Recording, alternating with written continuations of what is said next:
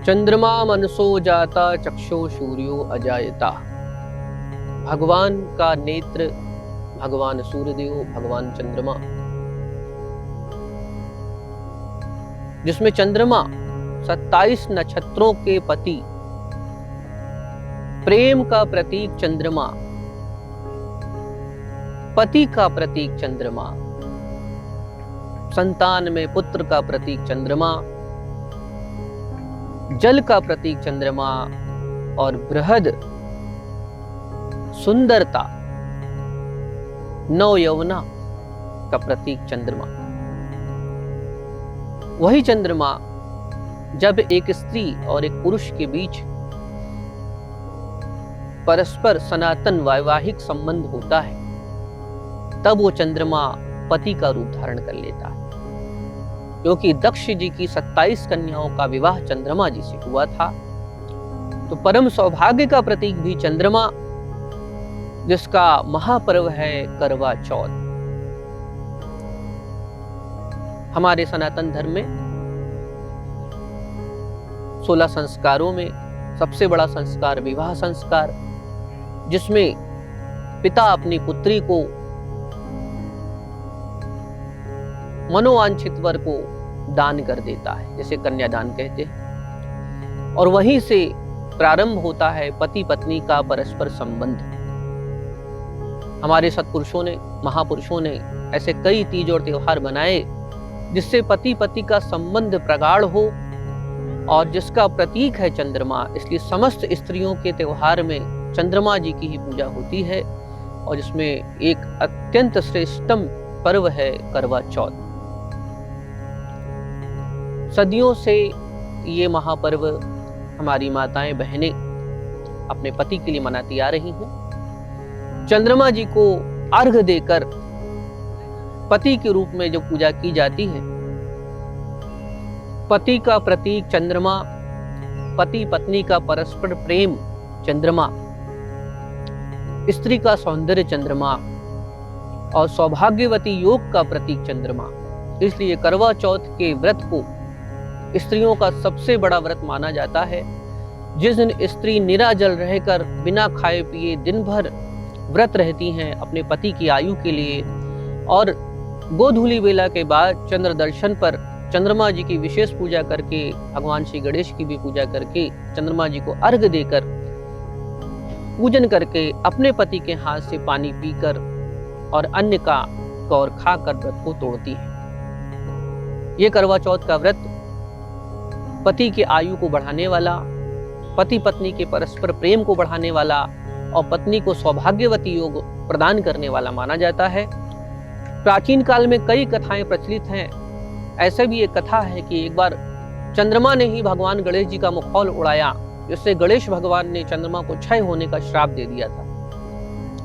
ऐसा होते ही 27 पत्नियां, 27 नक्षत्र जो चंद्रमा जी की पत्नियां हैं, दक्ष जी की कन्या हैं, सब महाराजा दक्ष के पास गई और दक्ष जी सबको लेकर भगवान श्री गणेश के पास गए। अंगना निवेदन करने लगे कि हमारे 27 नक्षत्रों के पति चंद्रमा यदि क्षय हो जाएंगे तो सृष्टि का चराचर काल समाप्त होने लगेगा, क्योंकि यही 27 नक्षत्रों से ही राशियां बनती हैं और समस्त मानव जाति की कुंडली बनती है। तो इस प्रकार से जब दक्ष जी ने प्रार्थना की तो भगवान गणेश ने उन्हें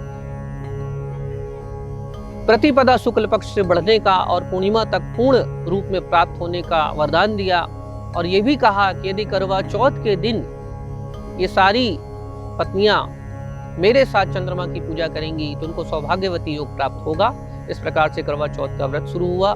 और दूसरी एक कथा है कि प्राचीन काल में वीरवती नाम की एक कन्या, जिसके कई भाई थे, एक बार करवा चौथ के दिन वो अपने मायके में रहती है और सभी भाई उसे अति प्रेम करते हैं।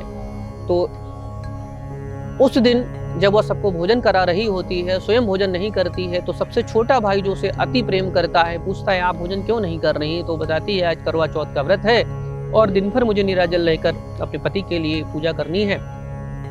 लेकिन शाम तक वह भूख से व्याकुल हो जाती है, इसलिए उसका छोटा भाई उसे नहीं देख पाता, भूख से व्याकुल, और पीपल की एक आड़ में एक दीपक जलाकर चलनी रख देता है और कहता है, देखो तुम्हारे चंद्रमा निकल आए हैं, और उनसे पूजा करा देता है। जबकि चंद्रमा नहीं निकले होते हैं और ऐसा पूजन करने के बाद जब वो अन्न का निवाला मुंह में डालती है तभी खबर आ जाती है उसके पति की मृत्यु हो जाती है और वह बहुत ही द्रवित हो जाती है। और इस प्रकार से उसकी भाभी उसे बताती है कि तुम्हारे भाई ने ऐसा किया तुम्हारे प्रेम में। और इस प्रकार से वो अपने पति की शव को लेकर नौका के तेल में रखकर बैठ जाती है और 1 वर्ष तक प्रतीक्षा करती है। और जब फिर से करवा चौथ आता है तो फिर से वही दिव्य व्रत रखती है और उस पर भी भाभियां आती हैं तो उनसे आशीर्वाद लेती है, लेकिन कोई भी भाभी उन्हें वो आशीर्वाद नहीं देती। अंत में सबसे छोटे भाई की पत्नी जब आती है तो उसे लिपट कर रोने लगती है और कहती है बारंबार कि मेरे पति को जीवित कर दीजिए, आपके पति और मेरे भाई ने ऐसा किया था जिसके कारण ऐसा हुआ।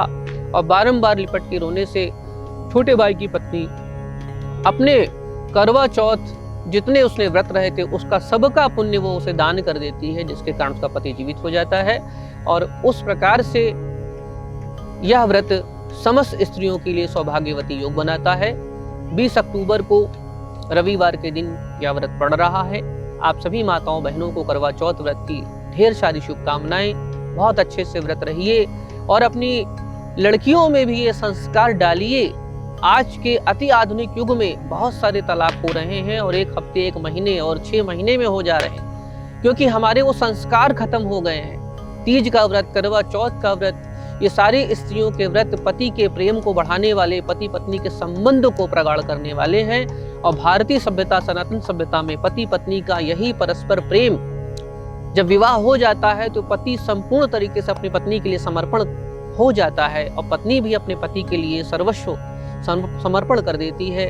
उसे गृहस्थ जीवन को अच्छे से चलाती है और पति भी उसकी रक्षा करता है और जीवन भर उसका साथ देता है। तो यह त्योहार पति पत्नी का अटूट प्रेम संबंध का त्योहार है। चंद्रमा जी की विशेष पूजा करके, गौरी गणेश जी की पूजा करके, गणेश भगवान को जरूर मनाकर कि हमारे विघ्न को भी दूर करिए, पति के आयु को दीर्घायु करिए। ऐसा पूजन करते हुए चंद्रमा देव से प्रार्थना करें। आप सभी को विशेष शुभकामनाएं करवा चौथ व्रत की।